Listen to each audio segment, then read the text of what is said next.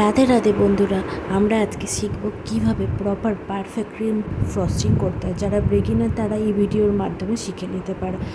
প্রথমে তুমি পরিমাপ মতো ক্রিম নিতে হবে, যতটুকু তুমি কেককে আইসিং করার জন্য তোমাদেরকে দরকার।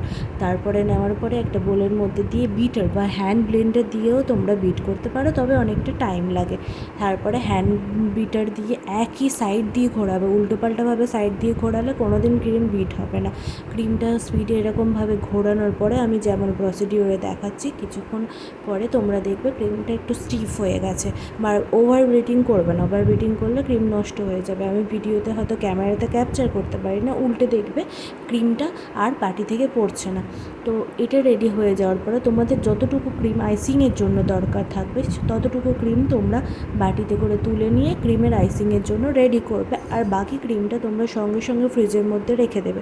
যদি গরমকালে করো, দেখো যে ক্রিম গলে যাচ্ছে, তাহলে নিচে একটা বোলের মধ্যে কিছু পরিমাণ বরফ আইস কিউবস নিয়ে তার ওপরে বাটিটা বসিয়ে তার ওপরে ক্রিমটাকে বিট করবে, তাহলে দেখবে প্রপার ক্রিম বিটিংটা পসিবল হবে।